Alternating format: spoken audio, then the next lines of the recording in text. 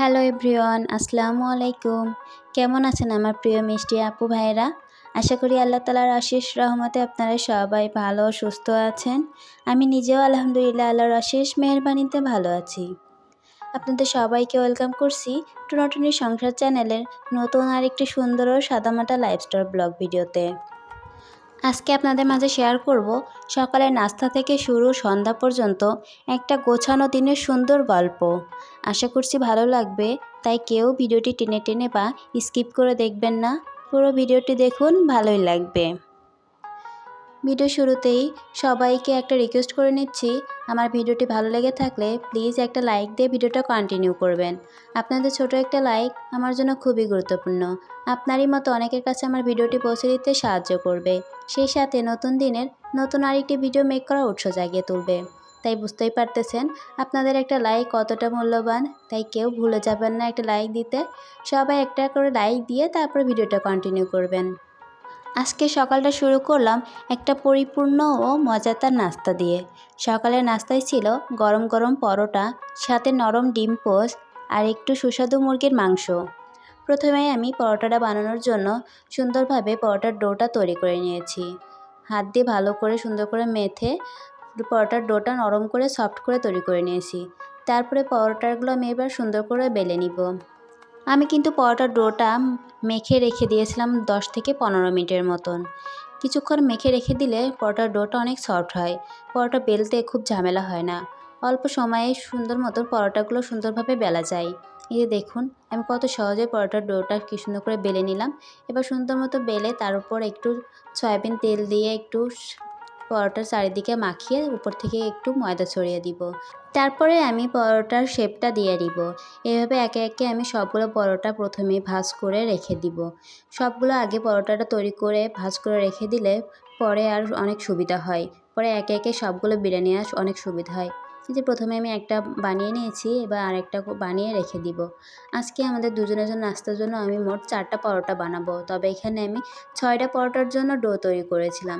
4টা ভাজবো আর 2টা আমি রেখে দিব, অন্যদিন ভাজা যাবে সকালের জন্য।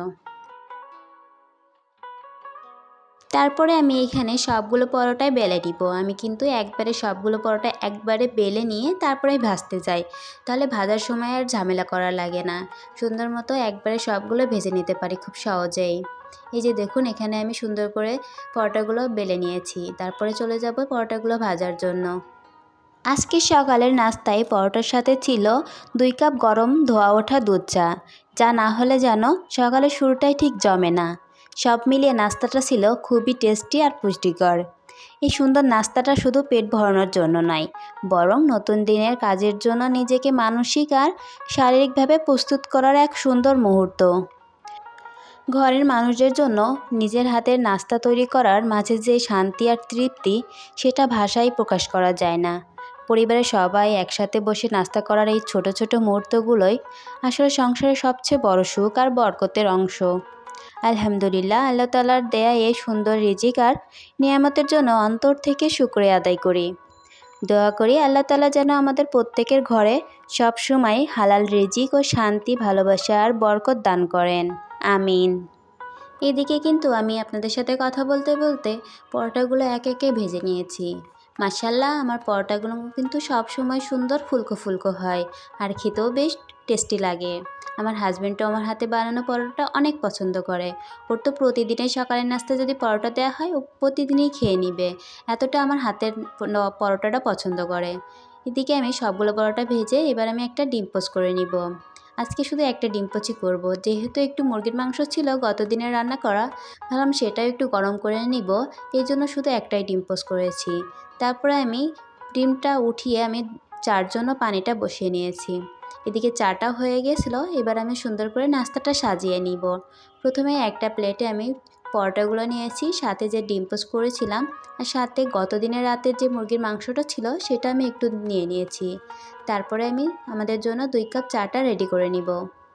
এই সুন্দর নাস্তা দিয়ে দিনে শুরু করে ইনশাআল্লাহ আজকে দিনটাও হবে কাজের, ইবাদতের আর ভালো কাজের জন্য বরকতময়।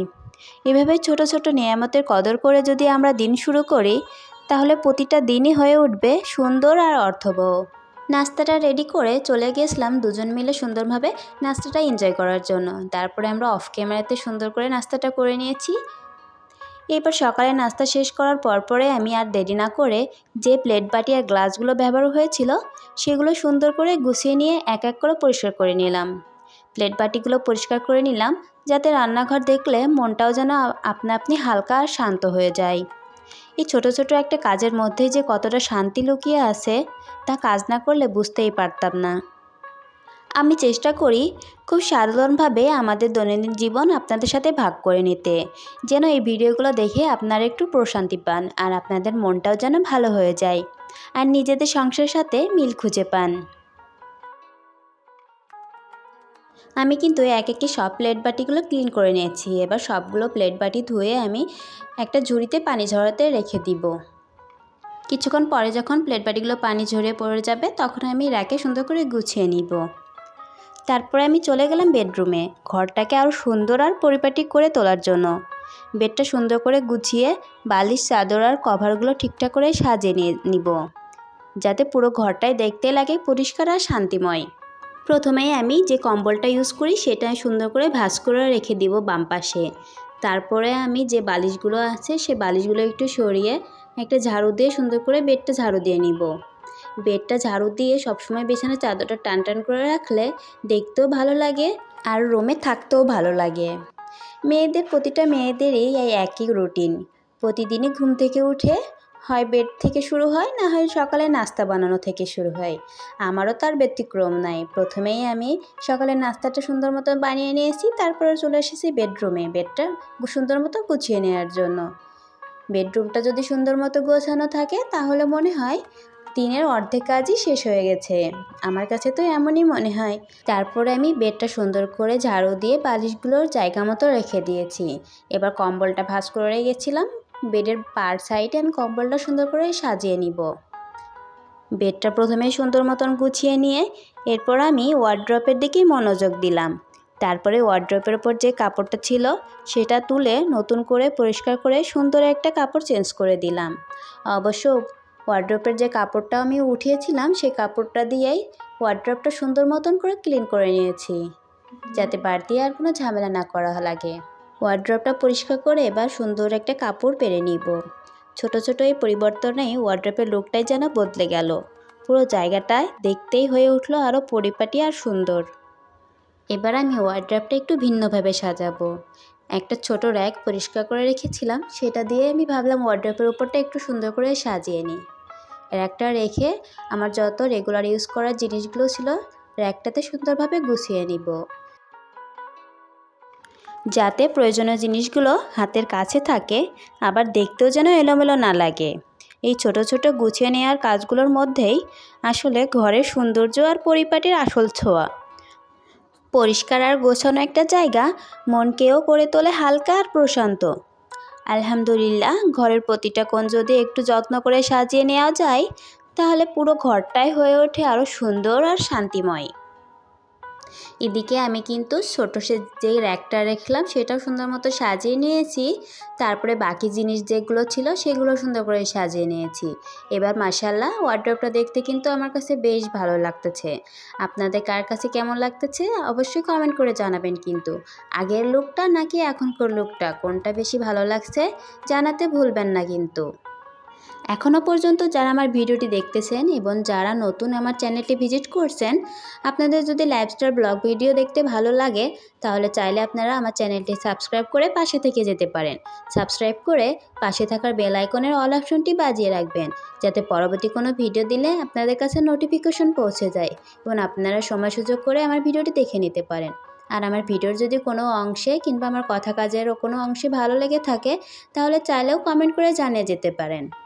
আপনাদের সুন্দর একটা কমেন্ট আমার পরবর্তী ভিডিও মেক করার অনেক উৎসাহ জাগিয়ে তোলে, তাই বুঝতেই পারতেছেন। প্লিজ সবাই সুন্দর করে একটা কমেন্ট করে জানিয়ে যাবেন। আর আমার ভিডিওটি যদি খুব বেশি ভালো লেগে থাকে তাহলে ফ্রেন্ডস আর ফ্যামিলির মাঝে শেয়ার করে দিতে পারেন। আর আপনি যদি তা অলরেডি করে থাকেন তাহলে আপনাকে জানাই অসংখ্য অসংখ্য ধন্যবাদ। এদিকে আমি আপনাদের সাথে কথা বলতে বলতে 2 হালি ডিম নিয়ে এসেছিল, সেইগুলো আমি সুন্দর মতো করে পরিষ্কার করে নিচ্ছি। ডিমের গায়ে আজকে বেশ ময়লা ছিল, তাই আমি একটু ভালো করে ভিম দিয়ে ডিমটা ডলে ডলে পরিষ্কার করে নিয়েছি। এবার সবগুলো ডিম ধুয়ে একটা ঝুড়িতে রেখে দিব। ডিমগুলো শুকিয়ে গেলে তারপরে আমি ফ্রিজে রেখে দিব। ডিমটা যেহেতু আমরা প্রতিদিনই দুজনেই 2টা করে ডিম খাওয়া হয়, তাই ডিমটা আমাদের অনেক বেশি লাগে। কিছুদিন আগে 30টা ডিম নিয়ে এসেছিল, সেগুলো শেষ হয়ে গেছে। এবার 8টা ডিম নিয়ে এসেছে। এগুলো খুব বেশি দিন যাবে না, আবারও ডিম নিয়ে আসতে হবে। তারপরে আর সারাদিনের মধ্যে কোনো ভিডিও নেওয়া হয় নাই, চলে গেছি সন্ধ্যার দিকে। এখানে আমার হাজবেন্ড ছিল, তাই একটু সন্ধ্যা নাস্তা বানিয়ে নিচ্ছি। গতদিনে তো আমি টোস্ট দিয়ে দুধ দিয়ে খেয়েছিলাম, বেশ ভালো লেগেছিল, তাই ভাবলাম আজকে হাজবেন্ডের জন্য একটু বানিয়ে নিই। এখানে আমি গরম দুধের মধ্যে টোস্টগুলো ভিজিয়ে নিয়েছি। তার সাথে নুডলস ছিল আর গতদিনে হালিম ছিল, সেটা আমি গরম করে দিয়েছিলাম। সেটাই আমার হাজবেন্ড বসে বসে খাচ্ছিল। সবার সুস্বাস্থ্য কামনা করে আজকের মতো এখানেই বিদায় নিচ্ছি। সবাই ভালো থাকবেন, সুস্থ থাকবেন। আল্লাহ হাফেজ। আসসালামু আলাইকুম।